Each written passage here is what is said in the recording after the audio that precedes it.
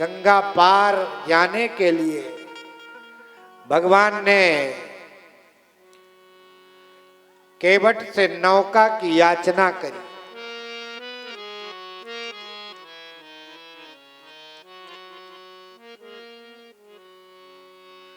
रामचरितमानस का बड़ा प्रसिद्ध प्रसंग है केवट प्रसंग, जो दुनिया को देने वाले हैं। दाता एक राम, भिखारी सारी दुनिया। ऐसे भगवान भी भक्तों का महत्व बढ़ाने के लिए दाता से कभी कभी याचक बन जाते। प्रबल प्रेम के पाले पड़कर प्रभु को नियम बदलते देखा, और अपना मान टले टल जाए पर भक्त का मान ना टलते देखा। और जिनका ध्यान बिरंच शंभु सनकादिक सेना संभलते देखा, उनको ग्वाल सखा मंडल में लेकर गेंद उछलते देखा। और प्रबल प्रेम के पाले पड़कर प्रभु को नियम बदलते देखा।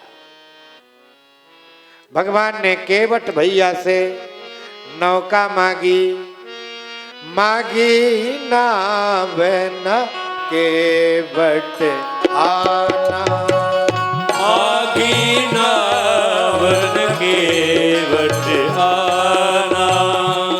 कही तुम्हारे मरम मैं जाना, कही तुम्हारे मरम में जाना, कही तुम्हारे मरम मैं जाना, कही तुम्हारे मरम में जाना। थोड़ा तबला की आवाज बढ़ा दीजिए भैया, भैया थोड़ा तबलवा की आवाज बढ़ा दीजिए। टेबल बढ़ाइए, इसमें बेस कम करिए।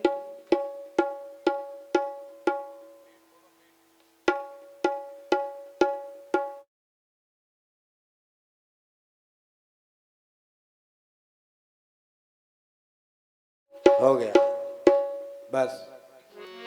बोलिए हनुमान जी महाराज की जय। केवट से भगवान ने नौका की याचना करी, लेकिन केवट नौका ला नहीं रहा है। केवट क्या कहता है मालूम है? केवट कहता है कि मैं आपका मर्म जानता हूं, कहे तुम्हार मर्म में जाना। जिसके मर्म को ब्रह्मा नहीं जान पाते हैं, विष्णु नहीं जान पाते हैं, बड़े बड़े योगी यति मुनि सन्यासी नहीं जान पाते हैं, उसके मर्म को जानने की बात केवट कर रहा है। कहे तुम्हार मर्म में जाना। अच्छा, केवट कहना क्या चाहता है? केवट का भाव है कि सरकार, रात्रि में निषाद राज गुह से लक्ष्मण जी की जो ब्रह्म विषयक वार्ता हो रही थी, मैंने उसको चुपके से सुन लिया है। और मैं जान गया हूं कि आप साधारण राजकुमार नहीं हैं, आप स्वयं ब्रह्म हैं। आप परम मंगलमय परात्पर परम अखिलेश्वर अखंड ब्रह्मांड कोटि नायक, कर तुम अकर तुम मन था कर तुम समर्थ जगदीश्वर हैं। इसलिए मैं जब तक आपका चरण प्रक्षालन नहीं करूंगा, तब तक आपको अपनी नौका में नहीं बैठाऊंगा। और इसीलिए केवट कह रहा है कि कहे तुम्हार मर्म में जाना। केवट का एक भाव और है, क्या? केवट कहना चाहता है सरकार, मैं ज्यादा पढ़ा लिखा तो नहीं हूं, लेकिन कथा सुनता हूं, और कथाओं में मैंने सुना है कि आपने एक शिला को अपने चरण रज से स्पर्श करा दिया तो वह शिला नारी बन गई। तो जब शिला पत्थर नारी बन सकता है, तो फिर ये हमारी जो नौका है ये तो लकड़ी की है, कहीं ये नारी बन गई तब हम क्या करेंगे? मैं तो और कोई दूसरा व्यापार भी नहीं जानता हूं। मेरे जीवन साधन का एक यही आधार है, और ये नौका भी यदि नारी बन गई तब मैं क्या करूंगा। भगवान ने कहा ये तो बड़ी अच्छी बात है, अभी ये जड़ है, लकड़ी है, जड़ पदार्थ है, नारी बन जाएगी तो चैतन्य बन जाएगी, इससे बड़ी बात क्या है। केवट ने कहा सरकार ये नौका नारी बनेगी गंगा के तट पर, और हमारे घर में भी एक नारी बैठी है। वो नारी तो यही सोचेगी कि नौका बेच करके दूसरा विवाह कर लिए, उसको कौन समझाएगा। लक्ष्मण जी ने कहा गजब आदमी है, भगवान को समझा रहा है, नारी को नहीं समझा पाएगा। केवट ने हाथ जोड़ करके कहा लक्ष्मण जी महाराज, भगवान को समझाना सरल है, लेकिन है अब आगे हम नहीं कहेंगे, आप लोग जानते ही हैं।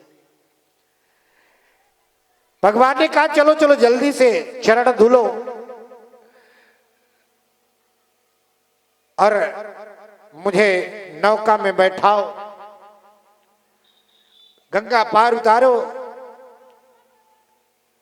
क्योंकि भगवान केवट के इन प्रेममय वचनों को सुन करके बड़े आनंदित हो गए।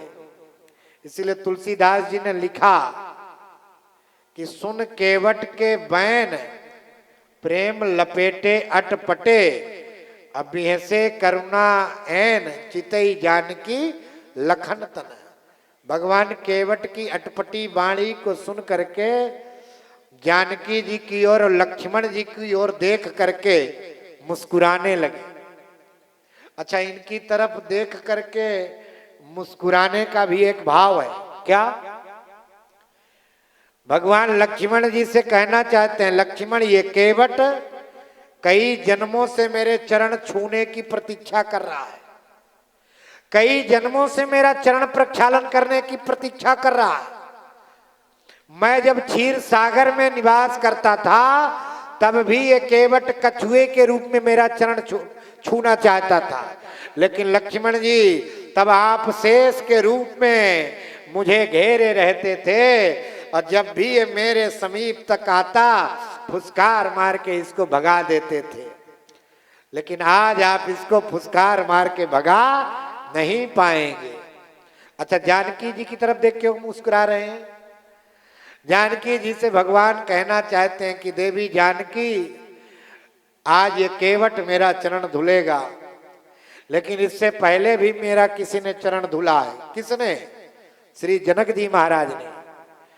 और केवट से भगवान कहना चाहते हैं जानकी जी से कि जब जनक जी ने चरण धुला तो आप जैसी परब्रह्म महिषी पुत्री का दान किया, लेकिन आज केवट उन्हीं चरणों को बिना कुछ दान किए ही केवल भक्ति मार्ग का अवलंबन करके प्रक्षालित करेगा और जीवन को अपने कल्याण प्राप्त करेगा। इसीलिए लखन जी की ओर और जानकी जी की ओर देख करके केवट के अटपटी वचनों को सुन करके भगवान श्री राम मुस्कुरा रहे हैं। केवट कहता है कि मैं आपके मर्म को अच्छी तरह से जानता हूं, इसलिए जब तक आप अपना चरण धुलवाएंगे नहीं तब तक हम आपको अपनी नौका में चढ़ाएंगे नहीं। अच्छा, लक्ष्मण जी देख करके केवट को और केवट की वाणी को सुन करके हंसने लगे। तुम गंगा के तट पर नौका चलाने वाले राम जी के महत्व को जान गए, भगवान के मर्म को जान गए, जिनके मर्म को शारदा और श्रुति भी नहीं जान पाती, वेद भी जिनके मर्म को जानने का प्रयत्न करते करते थक जाते हैं और अंत में नेति शब्द से महापूरण कर देते हैं। नेति मतलब ना इति, ऐसे ब्रह्म का कोई अंत नहीं है।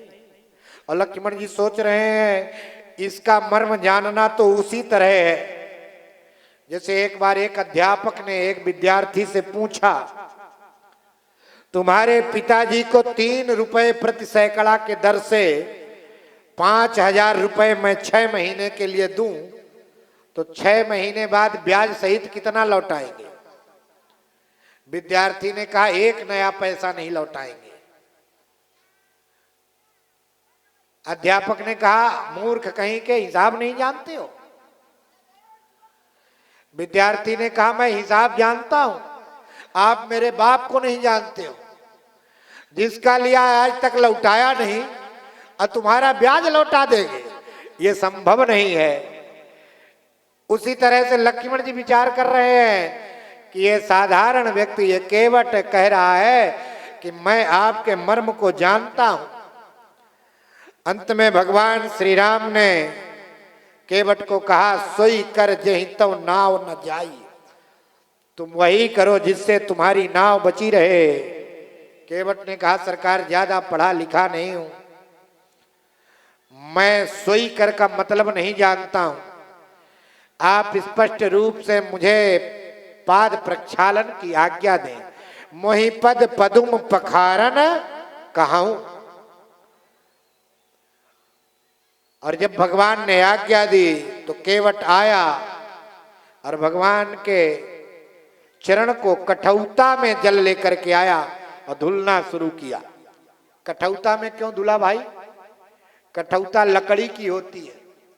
केवट ने सोचा कि यदि लकड़ी के कठौता में भगवान के चरण को धुलूंगा तो कुछ चरणामृत ये कठौता सोख लेगा, और जब इस कठौते में आटा लगा करके मेरी पत्नी रोटी बनाएगी तो मुझे भगवान के चरणामृत से सनी हुई रोटी पाने का सौभाग्य कई दिनों तक मिलता रहेगा। इसीलिए केवट ने कठौते के जल में भगवान का चरण धुलना शुरू किया। अच्छा, केवट ने एक चरण उठा के अपने हाथ में ले लिया और दूसरे हाथ से आराम से चरण धोने लगा सज्जनों, और इतना प्रेम में मगन है कि एक ही चरण को बहुत देर तक धुलता रह गया। भगवान ने कहा भैया बस करो, अब दूसरा भी पकड़ लो, एक चरण से खड़े खड़े थक जाऊंगा, गिर जाऊंगा। केवट ने कहा सरकार यदि गिरने का भय है तो एक काम करिए, अपने दोनों हाथों से मेरा सिर पकड़ लीजिए। और भगवान ने दोनों हाथों से केवट का सिर पकड़ लिया। अब आप कल्पना करिए केवट से बड़ा सौभाग्यशाली कौन हो सकता है, जिसके हाथ में भगवान का चरण और जिसके सिर में भगवान के दोनों हाथ। केवट ने बड़े प्रमुदित मन से भगवान का पाद प्रक्षालन किया है। तो मैं आपसे निवेदन कर रहा था, बड़े भाव से केवट ने भगवान का चरण धुला। पद कमल धोई चढ़ाई नाव, न नाथ उतराई चहूं। और जब भगवान को गंगा जी से पार उतार दिया ना, तो भगवान के चरणों में सिर रख करके प्रणाम किया। भगवान को संकोच हो गया कि मैंने इसको उतराई के रूप में कुछ दिया नहीं। भगवान ने जब संकोच किया तो भगवान के संकोच को जानकी जी ने समझा। मणि मुदरी मन मुदित उतारी, अपने हाथों से मुद्रिका को उतार करके राम जी के हाथ में दे दिया। राम जी ने वह मुद्रिका जब केवट को देना चाहा तो अभी तक हंसने हंसाने वाला केवट एकाएक रोने लगा और चरणों में गिर गया। सरकार मुझसे क्या गलती हो गई, मुझसे क्या अपराध हो गया कि आप हमें उतराई दे रहे हो? अरे प्रभु, मेरे से पहले भी आपका किसी ने चरण धुला, जनक जी ने, और उन्होंने सीता जी जैसी पुत्री प्रदान करी, और उसी सीता के हाथ की मुद्रिका यदि आज मैं उतराई के रूप में ले लूंगा तो मेरे जीवन को धिक्कार हो जाएगा। इसलिए मुझे उतराई में कुछ नहीं चाहिए। और दूसरी बात, हमारे कार्य में और आपके कार्य में एक रूपता है। मैं भी पार उतारता हूं लोगों को और आप भी लोगों को पार उतारते हैं। फर्क केवल इतना है कि मैं गंगा से पार उतारता हूं और आप अपने भक्तों को भव सागर से ही पार उतार देते हो। इसीलिए सरकार, एक काम करने वाले लोग एक दूसरे से मजदूरी नहीं लिया करते।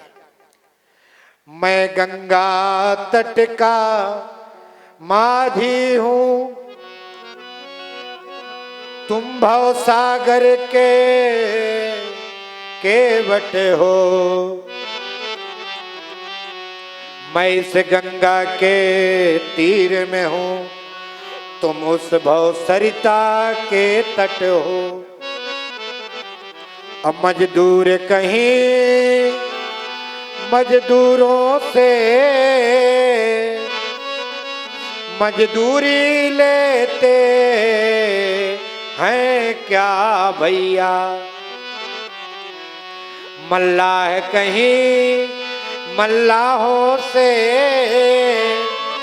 मल्लाही लेते हैं क्या भैया। और यदि अपने को ऋणी समझते हो तो ऋण तुम वहीं चुका देना। अब मैंने तुमको है पार किया, मैंने तुमको है पार किया, तुम मुझको पार लगा देना। तुम मुझको पार लगा देना। केवट ने कहा सरकार, आज मैंने आपको गंगा से पार उतारा है, जब मैं आपके किनारे आऊं तो आप मुझे भव सागर से पार उतार देना। वहां पर मुझसे कोई हिसाब किताब मत पूछना कि कितना पुण्य किया कितना पाप किया, वहां पर मुझसे कोई हिसाब मत पूछना प्रभु, मुझे भी पार लगा देना। और फिर एक बात और, क्या बोले, धोबी से न धोबी लेत, नाई से न नाई लेत, देके मजदूरी नाथ जात ना बिगाड़िए। आप आए मेरे घाट पार मैंने उतार दिए, जब आऊंगा तुम्हारे घाट पार मोही उतारिए। चरणों में गिर गया और प्रार्थना करने लगा, नाथ आज मैं काह न पावा, नाथ आज मैं काह न पावा, नाथ आज मैं काह न पावा, नाथ आज मैं काह न पावा, मिटे दोष दुख दारिद दावा, मिटे दोष दुख दारिद दावा, बहुत काल में कीन मजूरी, बहुत काल में कीन मजूरी, बहुत काल में कीन मजूरी, बहुत काल में कीन मजूरी, आज दीन विधि बनी बलभूरी, आज दीन विधि बनी भली भूरी, आज दीन विधि बनी बलभूरी। आज दीन विधि बनी भली भूरी। केवट ने कहा सरकार, आपका दर्शन है, आपके पाद प्रक्षालन का सौभाग्य मुझे मिल गया, अब मुझे और क्या चाहिए। मेरे जीवन की सारी तपस्या का फल आज मुझे मिल गया है, अब मुझे कुछ नहीं चाहिए। और देना ही है तो एक वचन दीजिए। क्या? बोले, आप वनवास से लौटते समय जो मुझे देंगे मैं प्रसाद मान करके उसे स्वीकार कर लूं। केवट बड़ा चतुर है। केवट सोच रहा है जाते समय तो दर्शन मिल ही गया है, लौटते समय भी भगवान का दर्शन मिल जाए। इसलिए केवट कहता है कि फिरती बार मोहि जो देवा, फिरती बार मोहि जो देवा, सो प्रसाद मैं सिर धरी लेवा। लौटते समय आप जो मुझे देंगे मैं उसी को अपना आपका प्रसाद मान करके उसको अपने सिर पर धारण कर लूंगा।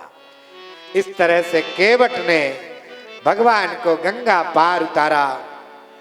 सीता जी ने यहाँ पर गंगा मैया का पूजन किया। और गंगा मैया से प्रार्थना करी, हे गंगा मैया, मैं अपने पति अपने देवर के साथ यदि सकुशल लौट करके वनवास से आई तो हे मातेश्वरी मैं फिर आपका पूजन करूंगी। इस तरह से माता जानकी ने भाव भक्ति के साथ गंगा मैया का पूजन किया। और अब यहाँ से गंगा के उस पार भगवान जाते हैं। आगे की कथा अब हम लोग कल के सत्र में श्रवण करेंगे, क्योंकि समय अपनी सीमा में पहुंच गया है। और लेट तो मैं वैसे भी कर देता हूं, ज्यादा लेट करूंगा तो फिर बात बनेगी नहीं है।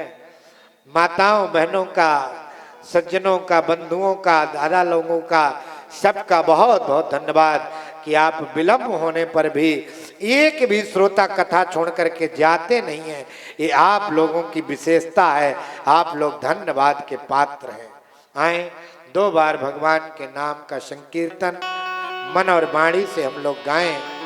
आगे की कथा, और कल बड़ी सुंदर सुंदर कथाएं।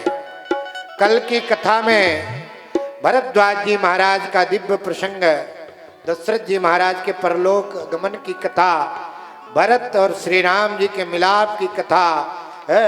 इन सब कथाओं को श्रवण करते हुए हम लोग शबरी आदि कथाओं को, शबरी प्रसंग आदि कथाओं को श्रवण करेंगे।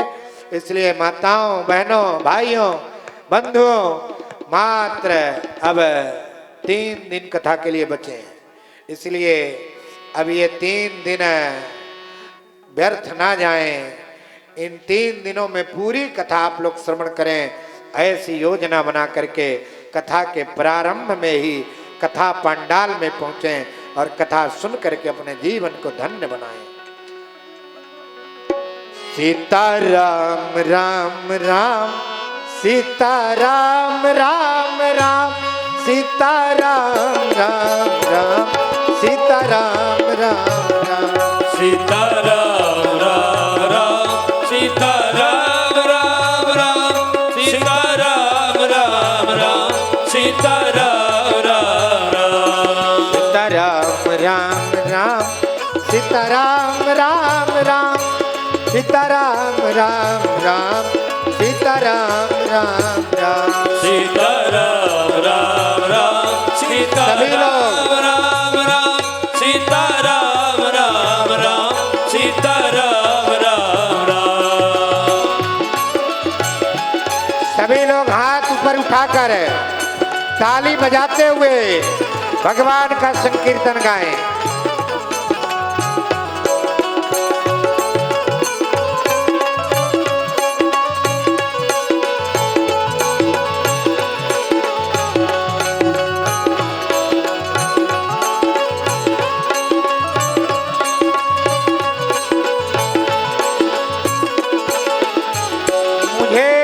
का ना नगर चाहिए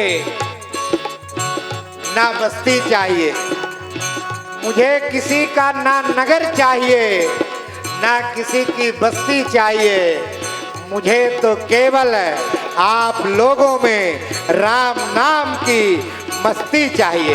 इसीलिए सब लोग हाथ ऊपर उठा करके ताली बजाते हुए भगवान का कीर्तन गाएं।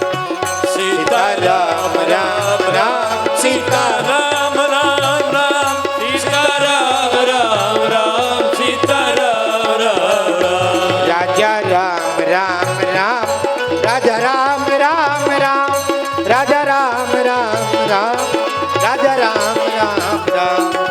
राम राम राम, राजा राम राम राम, राजा राम राम राम, राजा राम राम राम, राजा राम राम राम, सीता राम राम राम, सीता राम राम राम, सीता राम राम राम, सीता राम सीता राम राम राम, सीता राम राम राम, सीता राम राम राम, सीता राम राम राम, राजा राम राम राम, राजा राम राम राम, राजा राम राम राम, राजा राम राजा राम राम राम, राजा राम राम राम, राजा राम राम राम, राजा राम राम राम, सीता राम राम राम, सीता राम राम राम, सीता राम राम राम, सीता राम राम राम, सीता राम राम राम, सीता राम राम राम, सीता राम राम राम, सीता राम राम राम,